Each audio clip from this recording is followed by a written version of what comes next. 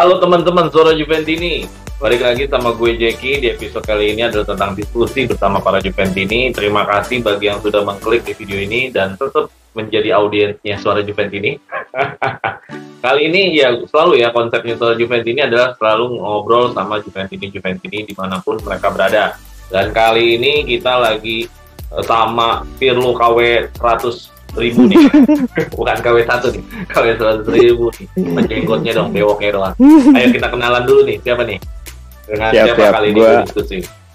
Oke, gue Okta, Juventini Kalibata kali ya. Oh, dari Jakarta ya. Ya dulu pernah juga, kalau penonton setia yang masih ingat dulu pernah ngebahas tentang legend Juve ya di Suara gitu. Juventini juga. Yeah. Cuma emang udah lama banget ya kita nggak ngobrol-ngobrol ya. Nah, iya. Mudah-mudahan masih sebagai Juventini ya. Jadi masih dong. Nggak terpengaruh ya walaupun Juventus tidak mendapatkan apa-apa di musim kemarin. Enggak lah. Oke, langsung aja kita ngobrolin materi. Gini tak, lu enaknya dipanggil Okta apa Okjat nih? Lu kan biasa lu manggil Bebas. Bebas. Oh, ya. Oke. Jadi kita ngomongin banyak tentang masih rumor transfer kita yang fix kan baru Di Maria sama Pogba.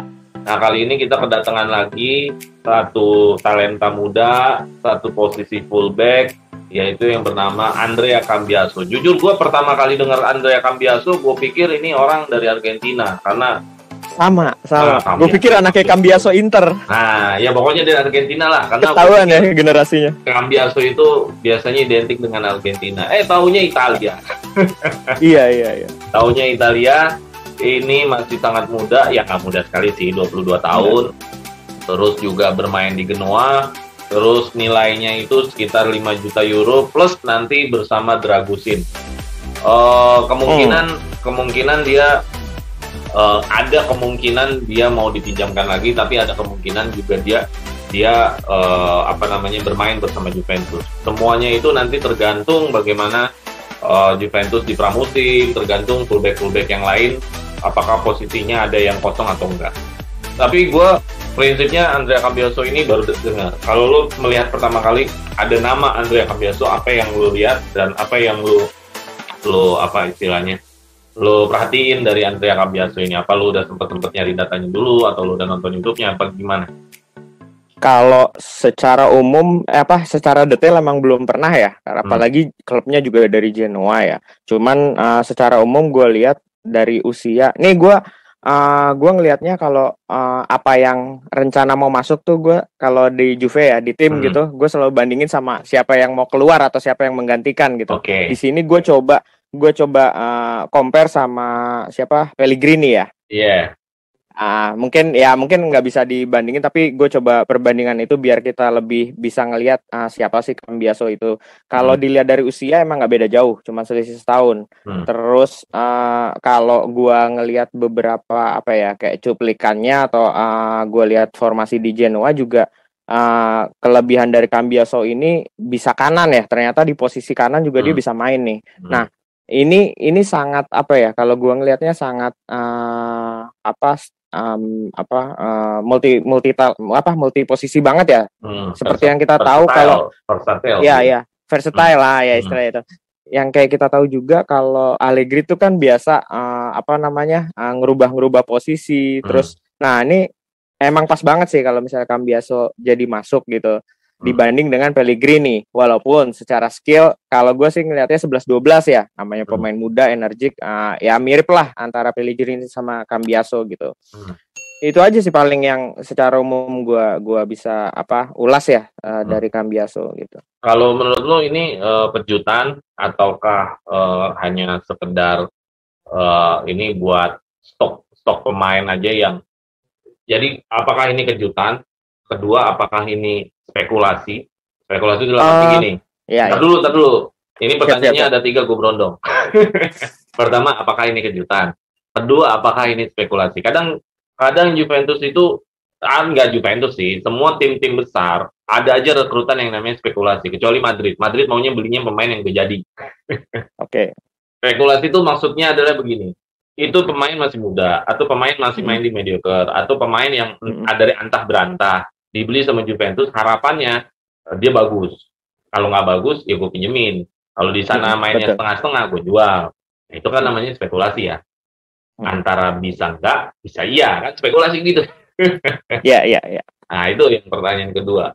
Ketiga, apakah layak seorang Andre Cambiaso dihargai dengan segitu, plus bertambah Dragusin? Gue pikir hanya 5 juta euro. Ternyata plus Dragusin juga dalam kontraknya. Apakah layak penilaian transfer seperti itu? Nah, itu dulu deh, 3. Apakah ini kejutan? Nah, karena ngomongin kejutan, gue ngambil sampelnya kayak gini. Di musim kemarin kan ada seperti Denis Zakaria. Denis Zakaria kan nggak pernah ada di radar. Betul. Mercato. Terus tiba-tiba ada Denis Zakaria. Musim sebelumnya lagi ada Mike Knee.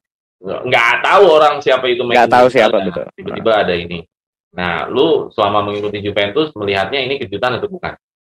Untuk rumors Andrea Cambiaso. Kalau kejutan secara nama iya, tapi kalau kejutan secara ya dia pemain muda terus Itali, kalau gue pikirnya enggak ya, karena emang belakangan gue ngelihatnya Juve lebih condong ke Itali lagi nih gitu. Itu. Terus yang kedua Juve Italia ya. Terus yang kedua tadi apa? Spekulasi atau bukan? Gua belum ngelihat ada pemain Juve yang apa ya, yang berkembang dari muda, maksudnya dari rekrutan baru terus agak awet gitu. Kebanyakan pemain Dybala gimana muda. Dybala, bro? Dybala kan muda, bro. Dari Palermo iya, juga. Tapi kita nggak terlalu gimana? Setuju. Tapi kan ya akhirnya gitu kan. Ya, di usia yang harusnya 7 musim lumayan dong. Oke, 7 musim lumayan, tapi ya terlepas dari ada beberapa juara, cuman ekspektasinya kan akhirnya juga nggak sebesar yang kita harapkan. Gitu. Terus dengan nama Dybala yang harusnya bisa apa ya, bisa lebih dari ini sih kalau gua balik lagi ke ekspektasi. Cuman gua ngelihatnya jarang ya ada pemain muda. Ya kalaupun mau dihitung Dybala oke lah 1 gitu. Marchisio sekalipun yang dari Primavera malah nggak bisa berakhir baik ya, berakhir mulus di Juve gitu.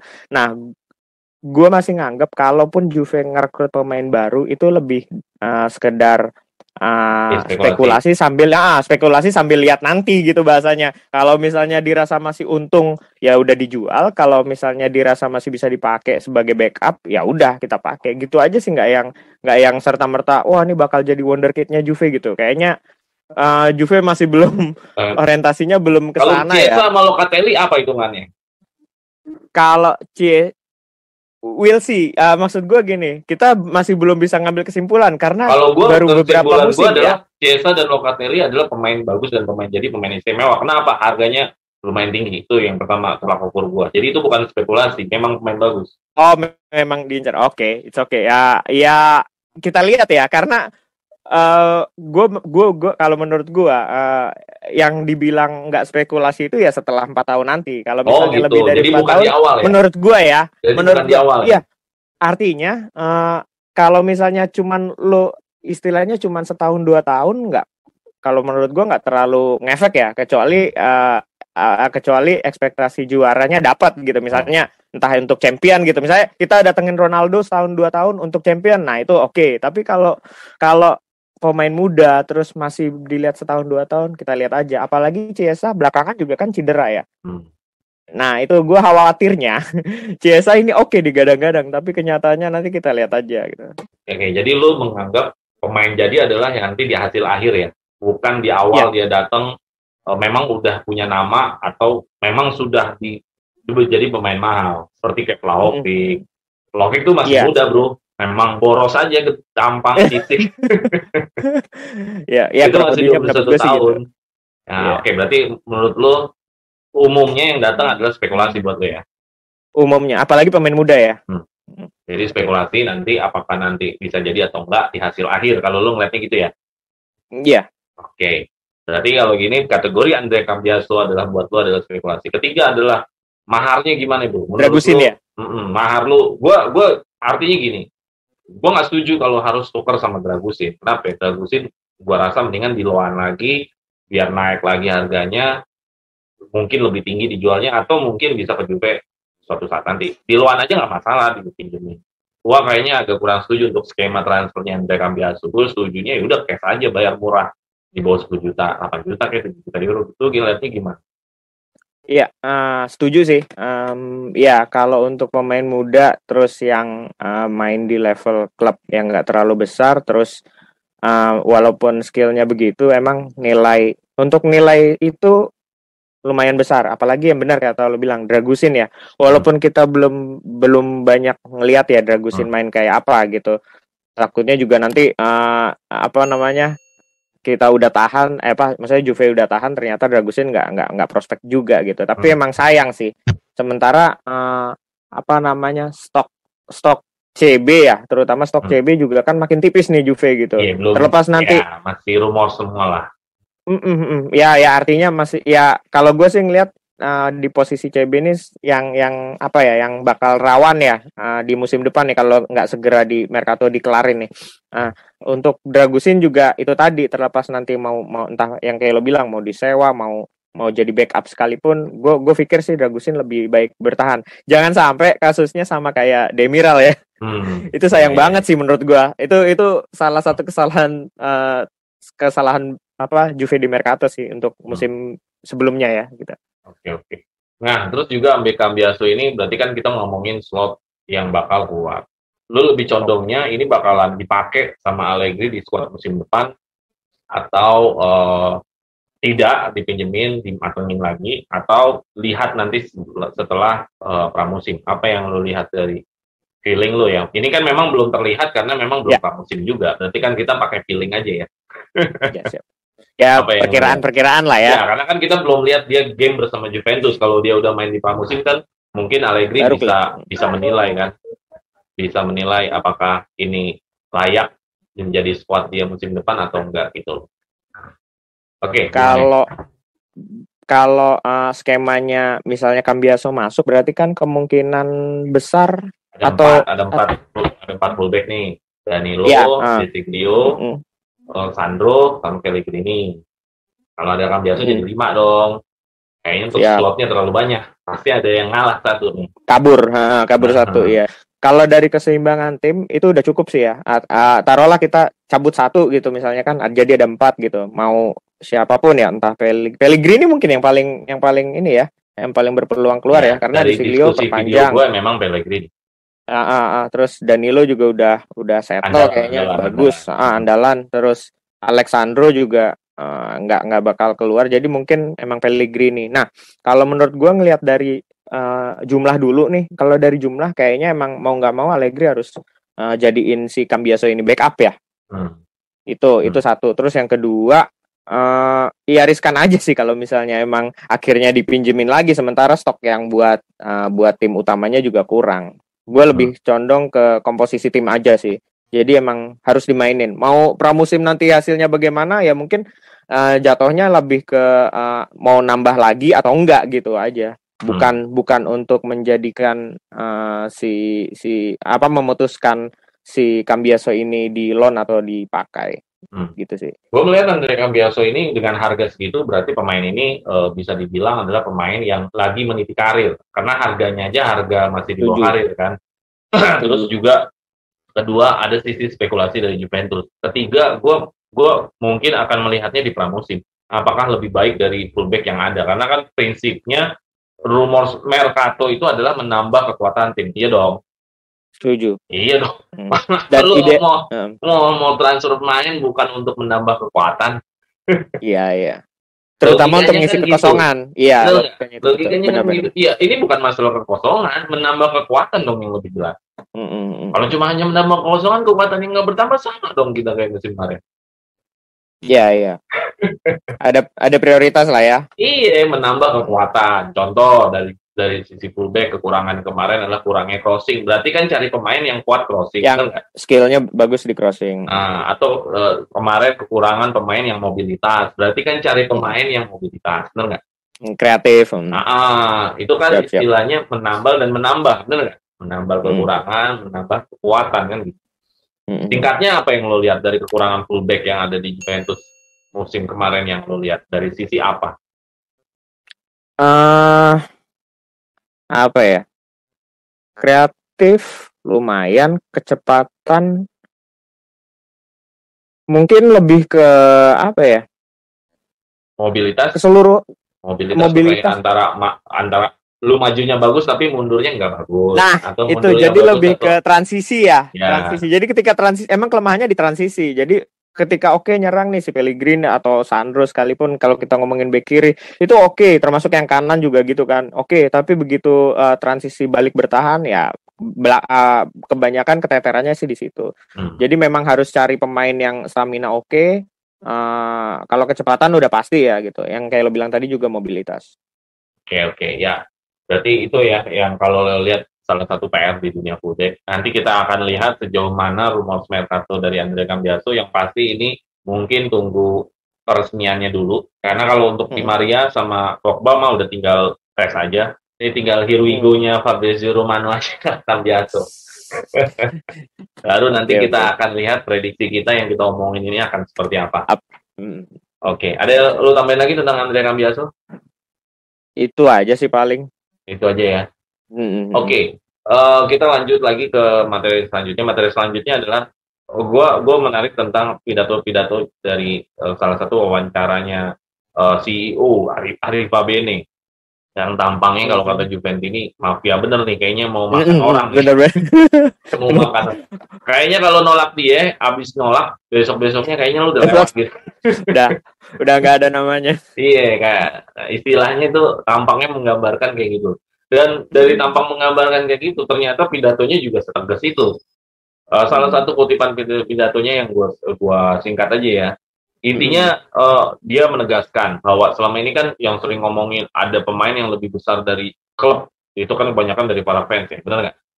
Yang ngomong kayak gitu, atau pemain-pemain yang udah legend, hanya pemain klub harus lebih besar dari pemain. Ya, kecuali Mbappe gitu kan. Ya kan? Nah, jadi dia berbicara tentang The League itu sesuatu yang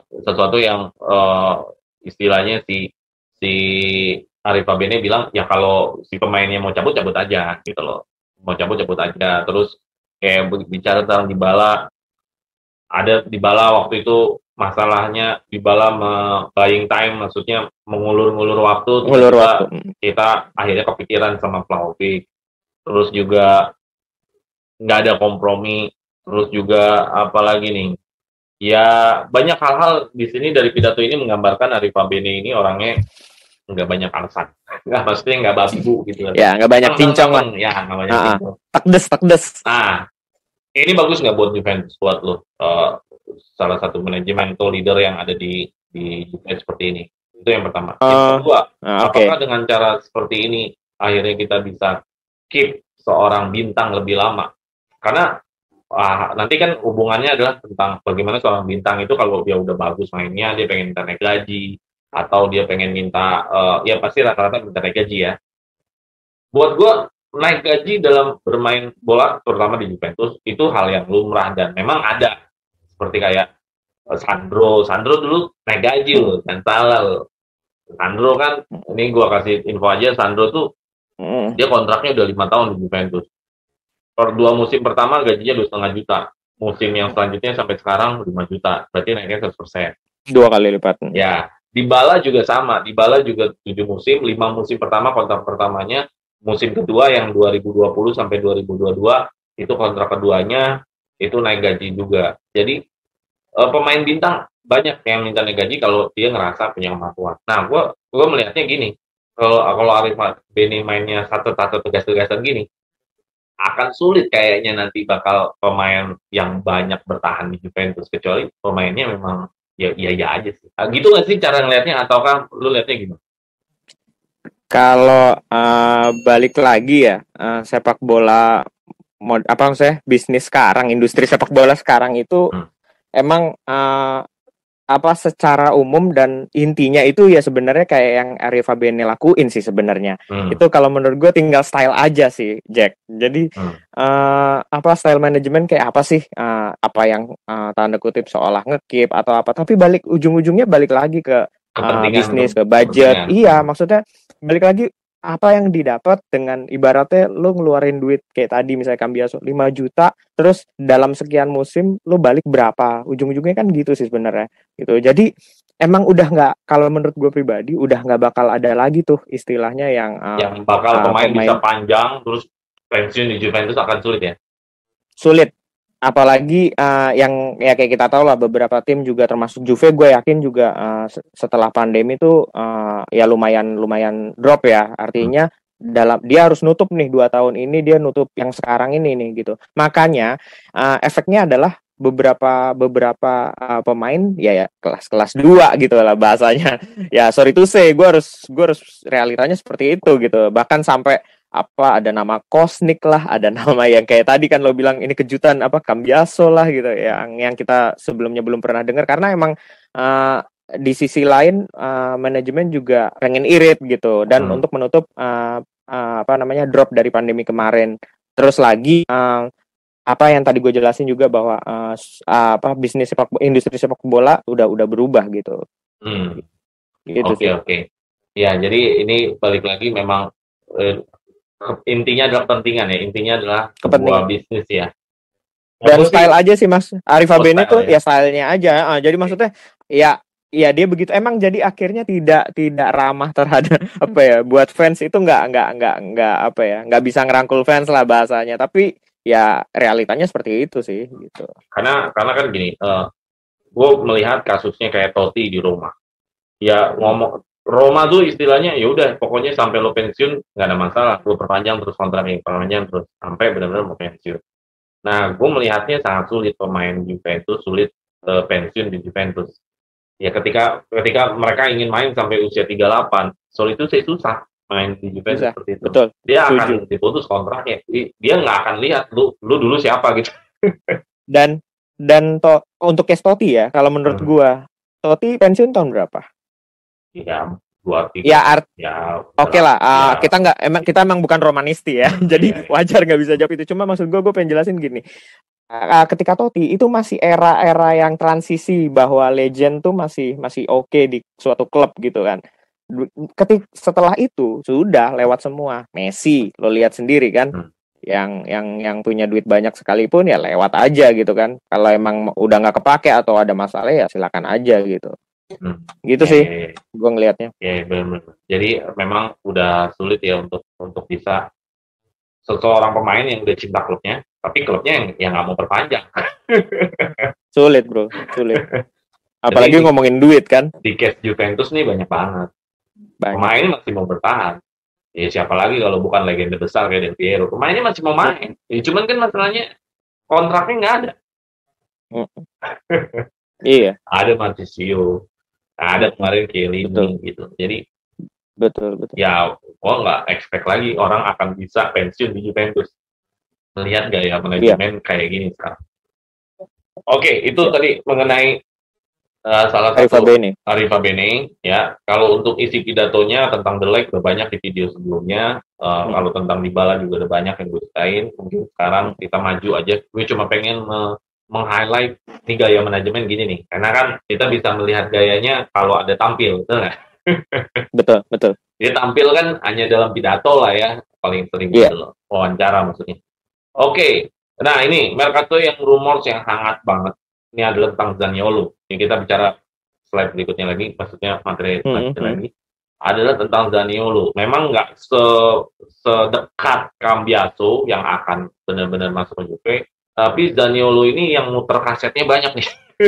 maksudnya jualan maksudnya jurnalis yang ngomongin Zaniolo banyak nih. Gue punya pendapat kalau jurnalis makin banyak yang ngomongin, ini ada benernya gitu.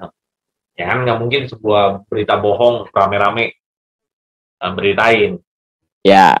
Beda sama Neymar itu hanya satu jurnalis yang beritain, selebihnya adalah akun-akun kecil yang ramein. Kalau Zaniolo ini jurnalis yang ya lumayan lah, ya banyak yang ceritain. Jadi gue ngeliat ada kebenarannya.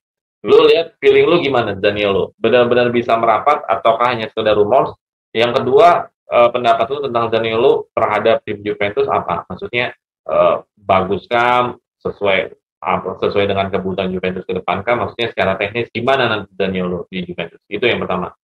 Feeling lo ini rumors atau memang akan pendekat. Kedua adalah secara teknis bagaimana Zaniolo nanti di Juventus. Kalau gue lihat kan Zaniolo masuk itu masih ngelihat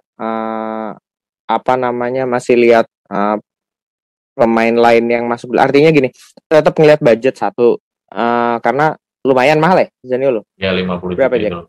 Ya, iya kan lumayan mahal kan. Dari Locatelli, bukan lumayan mahal. Ya, artinya kalau misalnya Juve bisa ngejual, baru nih Zaniolo masuk. Itu kansnya ya. Yang jadi masing ngeliat yang keluar. Misalnya De Ligt nih jadi keluar, ya udah masuk nih Zaniolo. Plus kan lumayan tuh, De Ligt keluar bisa dapat 2 pemain, misalnya salah satunya Zaniolo. Ya, nah, terus yang kedua tentang seberapa pas atau kebutuhan secara teknis ya. Kalau kita lihat Zaniolo ini bisa main di gelandang tengah, bisa juga agak minggir ke sayap ya. Sayap kanan. Betul, wing forward ya. Nah, kalau ngelihat ideal sih buat Juve. Karena emang kalau ngelihat juga target utama Juve ini ya di posisi sayap gitu. Mau di kanan, mau di kiri, pokoknya kayaknya ngejar itu dulu nih. Buat tandem si Chiesa. Udah oke di Maria. Udah, berarti lebih ke backup ya antara Chiesa sama Di Maria gitu. Jadi tetap perlu, cuman balik lagi nih dengan harga segitu kalau buat backup kayaknya rada ini ya, antara rada kemahalan atau pemainnya juga akhirnya kalau 50 itu kan key player ya. Gini aja deh, Locatelli aja 35 juta euro waktu kita beli. Chiesa aja 40 jutaan. Lo bisa bayangin. Chiesa, nah itu dia ya. Makanya kalau misalnya buat backup atau apa ya sayang aja sih gitu. Jadi gue balik lagi ke kansnya tadi, dari komposisi emang masih oke. Kita butuh, saya Juve butuh. Cuman kalau dari sisi kans dan dari sisi harga tadi kayaknya agak-agak kecil ya buat Zaniolo masuk ke Juve sih kalau menurut gue. Oke. Kalau gue mungkin Juventus ini rata-rata menerima Zaniolo. Rata-rata sangat welcome. Setuju. Gue mungkin punya pendapat yang kurang populer terhadap para Juventini. Maksudnya kurang populer tuh gimana? Karena waktu itu gue sebelumnya udah bikin video comparison antara penyerang sayap yang lain-lain, Zaniolo dan perbandingan. Dari perbandingan itu hanya Zaniolo yang paling banyak rendah statistiknya. Kayak misalkan passingnya rendah, golnya rendah. Dan sorry to say, gue harus mengatakan hampir setiap musim golnya tuh nggak pernah lewat dari 10 bro. Walaupun dia main di penyerang sayap kanan. Kedua, asisnya juga nggak pernah lewat dari 10. Jadi maksudnya untuk harga segitu, dengan hasil yang udah dia raih-raih beberapa musim yang lalu, dengan alasan cedera pun, juga nggak bisa diterima. Kenapa? Dia main 40 match musim kemarin. Golnya nggak lebih dari 10. Di Liga, dia cuma gol 2. Total gol dalam musim cuma 7. Oke, berarti kalau misalnya Zaniolo, tapi Zaniolo bagus, oke. Kita anggap dia nggak bagus golin karena 40 match lu cuma 7 gol kan nggak bagus bro. Betul. Ya kan? Nggak ada setengahnya ya. Kita ngomongin asis juga nggak segitu. Enggak. Jadi gue juga nggak ngerti why Juventus ini seneng banget sama Zaniolo. Nah kebalikan sama Berardi. Berardi ini golnya hampir belasan gol, asisnya juga hampir belasan gol, hampir belasan asis. Cuman Juventus ini nggak suka. Tengil. Nah, gue nggak ngerti. Jadi memang kenyataannya gini, ada sesuatu pemain yang memang bagus dibangun oleh media, dibangun oleh klub, kiprahnya, sehingga memikat para fans. Walaupun secara hasil, secara data, ini gue ngeliat secara data ya, bukan gue bilang gue nggak suka secara subjektif, tapi objektif gitu. Kan bisa dilihat, kan data kan kita bisa lihat dari website mana aja, benar nggak? Tapi bisa nggak sih kalau misalnya itu maksudnya misalnya di Juve ya belum tentu kayak gitu. Oh iya betul. Supportnya mungkin di Juve lebih ini gitu. Misalnya pemain tengahnya lebih ini dibanding Roma misalnya. Akhirnya jadi begitu kan? Itu gimana? Ya betul. Itu nggak masalah. Jadi maksud gue tetap ada dua hal yang gue lihat. Yang hal pertama adalah orang ini biasa-biasa aja secara data. Biasa-biasa aja. Gue mau unggulin itu dalam hal apa? Karena gue udah bikin video perbandingan, dia nggak unggul dalam hal apa-apa. Kan begitu. Kita kan hanya by data, benar nggak? Kedua, Setuju, Kalau setuju. misalkan lo bilang nanti di Juve akan lebih bagus, itu gue juga setuju. Kenapa? Alasan gue karena dia masih muda, usia 22 tahun. Betul. Dibanding Berardi yang lo bilang tadi kan. Ya, jadi menurut gue masuk akal juga kalau misalkan nanti di Juventus jadi lebih bagus. Cuman sekarang, manakah yang lebih menonjol? Yang begitu, yang ke arah lebih bagus, ataukah memang sesuai dengan datanya? Gitu kan, Ya kita kan data sih. akan Gue akan prefer data sih. akan ada dua hal gitu. Akan ada dua hal gitu. Betul nggak? Akan Iya sesuai betul. dengan datanya atau sesuai harapan. Balik lagi yang kita di awal seperti Cambiaso. Ini spekulasi atau bukan? Nah, kalau lu kan punya teori spekulasi adalah siapapun pemain yang datang ke Juve adalah spekulasi, bener nggak? Iya. Nanti hasil akhir lah yang membetulkan, bener nggak? Iya. Kalau gue spekulasi itu bisa dinilai di depan atau enggak dengan apa? Dengan hasil musim kemarin, gitu. Gitu. Karena menurut gue kalau hasilnya kalau kemarin bagus, harusnya sekarang bagus juga dong. Harusnya. Oke. Mercato yang lain banyak mengenai pengganti De Ligt ya. Tapi gue sih nggak terlalu, belum ketahuan juga De Ligt akhirnya deal berapa. Tapi kalau lu sendiri pengganti De Ligt kira-kira siapa lu pengennya? Kalau yang muncul sekarang kan ada beberapa nama nih kayak Kim Pembe sama Koulibaly ya. Ya banyak aja sih, ada Koulibaly juga. Kim BP juga ada. Iya. Oke. Iya. Cuma kalau gue sih tetap ini kayaknya nih bener-bener manajemen lagi butuh dana cash nih kayaknya. Kalau ngelihat De Ligt dijual sayang ya, apalagi Celini cabut gitu. Secara pribadi sih dan secara secara tim ya, gue ngeliat sih harusnya jangan cabut. Tapi kalaupun harus cabut, kalau misalnya dibandingin sama dua nama yang tadi gue sebut, sebelumnya lihat lagi sih. Di sini berarti gue selalu ngeliat ini dulu sih timnya dulu, tim yang ada dulu kayak gini. Kita sekarang lihat CB cuman ada Bonucci sama Rugani. Bonucci yang senior, Rugani yang ya lo tahu sendiri lah. Nah artinya kalau misalnya De Ligt harus cabut, berarti harus cari back yang pengalaman menurut gue. Baik itu kalaupun mau jadi tandem Bonucci silakan, atau kalau tidak ya jadi mentor ya istilahnya gitu buat pemain muda. Nah, gue sih condong kalau emang De Ligt cabut, Koulibaly. Walaupun dia Iya, setuju. Cuman itu tadi gue lebih berat ke sekarang back Juve siapa? Sementara kalau untuk posisi back, gue ngelihatnya harus cari orang yang cari pemain yang lebih berpengalaman dibanding pemain baru. Lu lihat De Ligt waktu awal-awal main di Juve kayak apa kan? Pemain muda dan ya akhirnya proses kan. Ya walaupun makan waktu, tapi ya kalau gue ngelihatnya sekarang jangan coba-coba dulu gitu. Karena cuma Bonucci nih yang bisa diandelin, bahasanya sekarang kayak gitu. Kecuali Celini misalnya masih ada, ya udah lain cerita deh gitu. Kayak musim lalu mau ngambil yang muda kayak nggak masalah. Kalau sekarang menurut gue harus cari yang pengalaman. Untuk case nama-nama yang muncul, gue pikir Koulibaly lebih cocok sih.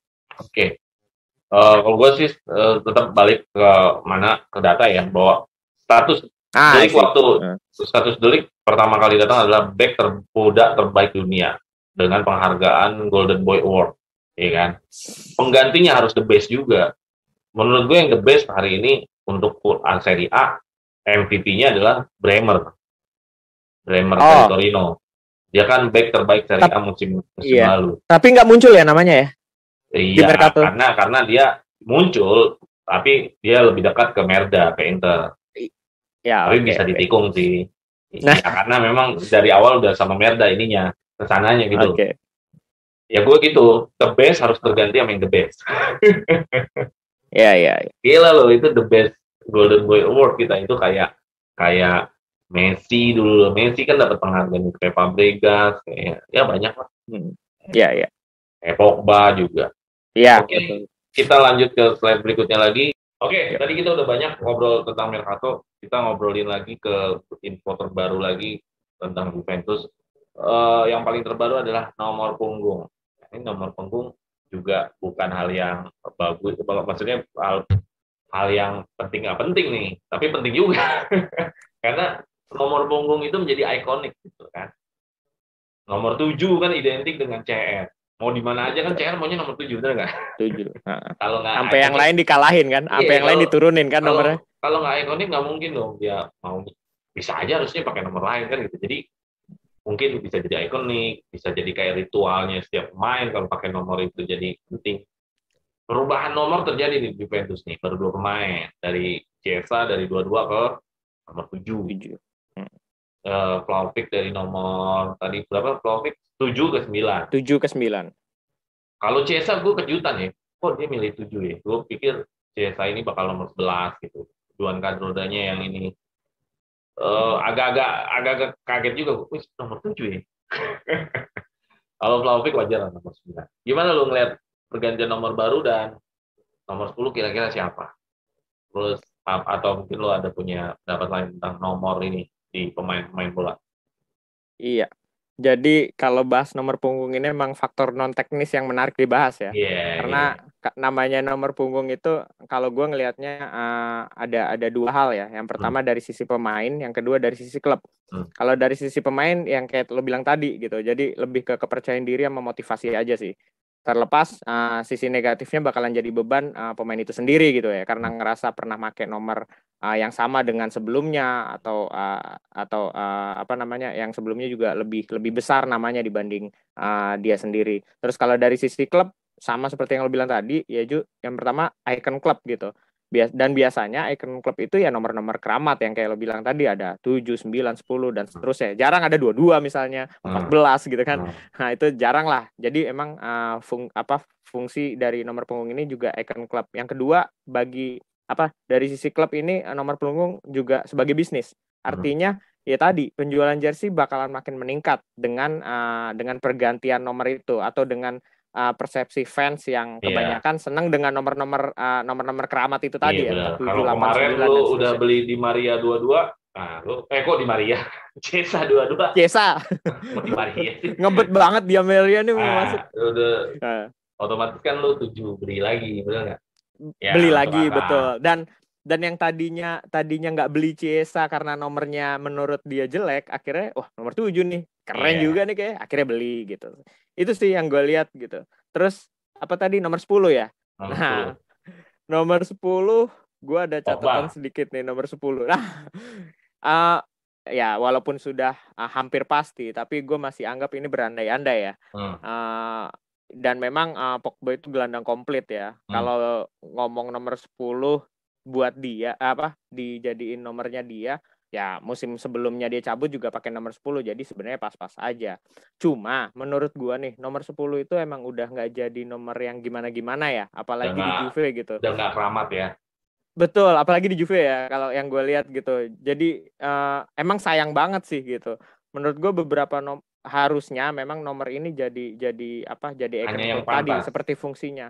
Betul, hanya yang pantas. Yang artinya klub seharusnya juga nggak sembarangan ngasih nomor gitu bahasanya. Gue nggak tahu nih yang nentuin nomor ini siapa sih sebenarnya. Tapi paling ya artinya itu juga jadi fungsi icon klub kan, dan di situ juga ya kayak gini misalnya kayak kita ngeliat nih Juve nomor 10 tuh kayak dioper-oper aja ke orang yang kurang pas gitu. Cuman semusim kasih 10 gitu kan. Terus dan akhirnya malah antara jadi beban pemain itu sendiri atau juga malah jadi ya kayak biasa aja akhirnya nomornya. Sayang aja sih gitu. Dan kalau dipaksa banget kayak tadi pertanyaan lo bilang siapa yang pantas nomor 10? Belum ada, tapi kalau dipaksa banget ya mau nggak mau nanti Pogba masuk ya udah Pogba aja sih. Gitu. Tadinya gue pikir Chiesa, tadinya gue pikir. Kayaknya terlalu berat sih bro. Kebanyakan 111 terlalu berat. Nah, cuman, lebih ke situ sih. Malah 7 yang dia nggak punya histori sebenarnya sama 7 juga. Mungkin ini kali CR kali CR. Ya iya, gue ngeliatnya masih ngebayang-bayangin CR malah. Masih nggak. Kayaknya agak kejutan ketika Chiesa memilih nomor 7 sih. Gitu, gue dalam hati gue loh kok 7 sih Chiesa. Mendingan kan, 20 sekalian ya nomor bokapnya. Iya maksudnya, ya betul Chiesa. Maksudnya kalau di 11 kan ada Nedved dulu pernah melegenda kan. Oh iya. Jadi ada iya. Sangkutannya lah, ada pembandingnya hubungannya gitu loh. Ini kan Costa kan, dulu juga. Iya, identiknya kan 7 pasti CR lah, siapa lagi 7. Mau Iya, iya, nyerap iya. mau nyerap ilmunya lewat nomor gitu. Iya, iya, iya. Karena kalau 8 di Juventus juga menurut lu 8 ini termasuk ikonik kan di Juventus. 8 dulu pernah ada Conte, pernah ada Conte, Marcosio. Cuman Marchisio, sebenarnya di luar dari itu nggak ada yang ikonik lagi kayak nggak si ada. apa si Ramsey kemarin. Ya selebihnya aja Enggak. kita sampai nggak hafal nomor 8. Dulu pernah ada, Oh, oh, lu oh. pernah inget nggak ada namanya Christian Zanetti? Cristiano Zanetti Zanetti ya, C Zanetti. Zanetti. Nah itu main Ada. Juventus juga tuh pakai nomor Ya, 8 ya. memang. Ya, maksudnya nggak ikonik sih. Tapi lu ngeliatnya nomor 8 bagaimana di Juventus? Keramat juga nggak sih? Enggak sih. Nggak sih ya. Setelah Marchisio, ya akhirnya dari situ kita juga bisa ngelihat kan. Maksudnya ya nomor nggak terlalu, sekarang udah nggak terlalu ini lagi gitu.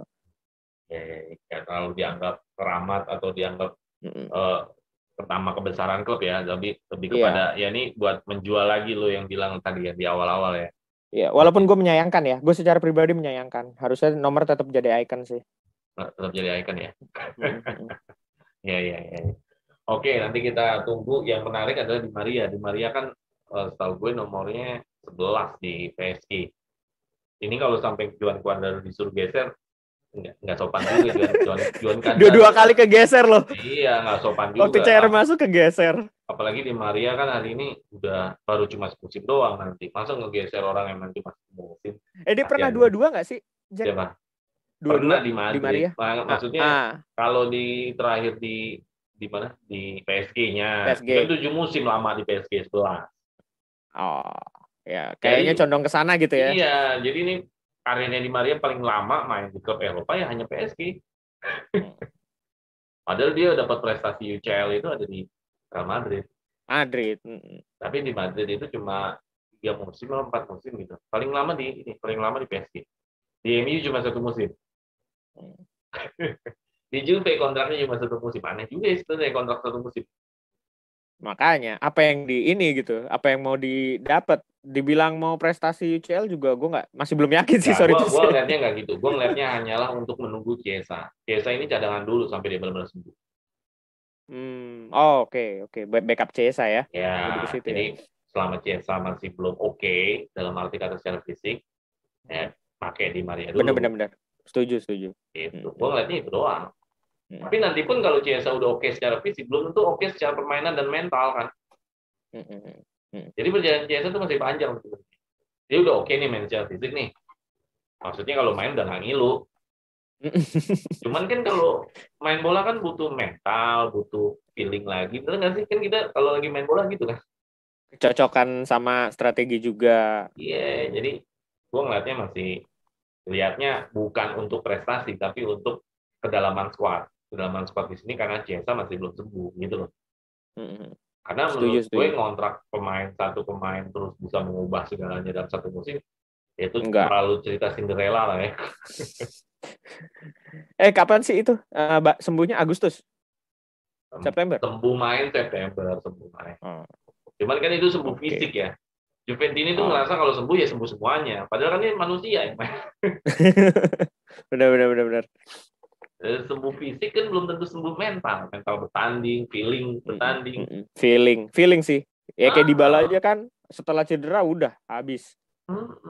ya kan feeling bertanding. Belum Lu lagi pernah, kalau lu pasti belum pernah lagi ngalamin kalau cedera kan? Pas mm, ada rasa takut-takut kan? ada Ah itu trauma lah. ngurangin trauma kayak gitu nggak gampang, Mm, mm, ya kan? paham. Jadi menurut gue Ceta ya sorry to say defense ini harusnya melihatnya bukan untuk musim ini sih. Harus lebih sabar lagi ya berarti ya. Iya, ya kebanyakan kan defense ini juga mungkin ya taunya hanya menikmati bola aja. Maksudnya nggak sempat untuk mencari tahu lebih dalam. Oke. Itu loh. Oke, paling itu aja. Yang lainnya ya seputar-seputar info kayak Montero. Montero gimana? Montero ngelatih lagi nih. Jadi programnya adalah memperbanyak kartu merah. Geblek. Ya. Ingat Montero. Montero ingat nggak lu? Lu jangan sosok nggak ingat lu. Ingat, Lu kan ingat. Juventini jadul juga lu. 97 98 Ya pokoknya dari tahun awal segitulah. situ. Akhir tahun 90-an. 96 juga masih main. Iya, Iya. jadi ini ya, jadi udah fix kan ya jadi U19 ya? U19. Iya. Emang sih kalau dilihat usia 50 tahun buat pelatih tuh harusnya lagi mateng-matengnya ya. Bahasanya istilahnya kalau emang dia bagus ya udah tuh kelihatan tuh di umur segitu gitu. Walaupun kita juga ngelihat background dia sebagai pemain nggak perlu diragukan lagi lah ya. Karakter untuk apa namanya? Saya karakter dasar buat jadi pelatih tuh ada banget di Montero, ada determinasi, ada leadership gitu kan. Terus dibilang apa ya, loyalitasnya juga ada gitu. Kita lihat di waktu dia jadi pemain juga cuman berapa klub nih. Gue sempat buka-buka tadi ada Penarol, Atlanta, Juve, San Lorenzo, balik lagi ke Penarol gitu. Terus dari sisi apa namanya? Ya sebelumnya kan dia juga sebelum di U19 ini juga dia pernah jadi pelatih. Ini emang masih belum teruji banget ya untuk di Liga Eropa. Jadi masih tipis-tipis ya istilahnya. Jadi awalnya di Penarol ya masih seputar Divisi 2 Liga Argentina, Divisi 1 Argentina. Pernah sih di divisi utama, cuman emang apa namanya pelatih baru ya. Itu emang harus menurut gua harus pindah-pindah sih, tapi progres gitu. Jadi nggak apa-apa tuh mungkin setahun 2 tahun dia di satu klub terus pindah lagi. Yang penting progres. Jadi makin naik entah itu liganya atau klubnya gitu. Jadi kalau misalnya baru ya harus muter-muter. Jadi dia bisa ngambil ilmu dari pelatih utama gitu, baik karakter maupun strateginya. Paling gitu sih Jack. Untuk Montero ya. Gue sih penting Montero itu punya efek terhadap U19 dengan harapan mampu memunculkan bintang di usia segitu. Gitu loh. Itu yang paling penting. Karena semua PR banget sih emang itu. Semua bintang besar itu sebelum U20 udah kelihatan namanya. Lu bisa cek Messi, lu bisa cek Del Piero, lu bisa cek CR7. Sebelum U20 itu udah namanya udah muncul. Nah, ini tinggal mentasnya di klub mana gitu ya. Sayang banget kalau awalnya di Juve misalkan terus mentasnya di klub lain gitu ya. Lo bisa cek Ronaldinho sebelum di bawah U20 nama lo tuh udah bersinar. Neymar. Ya kan? Semua pemain bintang sebelum U20 dia udah Del Piero juga kan? Iya, intinya kan pelatih di saat usia-usia segitu kan bisa ngeluarin potensinya. Ya kan? Karena kan di usia 19 kan usia ABG-nya kan. Benar. Usia ABG-nya. Ya Indonesia aja U19 jago, tapi kan iya, giliran naik malam lempem. Iya kan? Iya sih, benar. Oke, mungkin itu aja tentang Rumors Mercato. Ya beritanya hampir lagi tentang Mercato ya karena memang belum ada pertandingan, belum ada match, belum ada game. Ya kita berharap semua nama-nama yang kita bicarakan tentu berjoin dengan Juventus, dan kedua nama-nama yang kita bicarakan juga akan menjadi superstar ya di Juventus ya. Amin lah. Bukan cuma spekulasi ya. Singgah. Tapi bukan cuma singgah sesaat ya. Kualifikasi yang lumayan tinggi nih. Spekulasi adalah semua pemain yang datang ke Juve, buset, mantap. itu keren banget ya ngerekrut. Iya. Kalau bisa begitu. Iya. Ya, oke. Ada lagi tak? Yang terakhir tak? Siap. Udah, itu aja mungkin cukup. Itu aja ya. Oke, teman-teman Solo Juventus ini itu tadi diskusi gue sama Pak. Mudah-mudahan ada satu informasi, ada satu pandangan yang bisa menambah informasi kalian terhadap Juventus ya. Itu aja ya. Dahan lagi, gue nggak ada materi lagi, bingung mau ngomong apa lagi. Yang ada muter-muter. Makasih. Sukses buat Suara Juventus ini ya. Thank you. Terus kalau nanti gue undang-undang lagi, ngobrol lagi yang mungkin tentang pertandingan apa segala macam, oke lah ya, ya. Insya Allah. Ada waktu, ada kesempatan, gue support lah.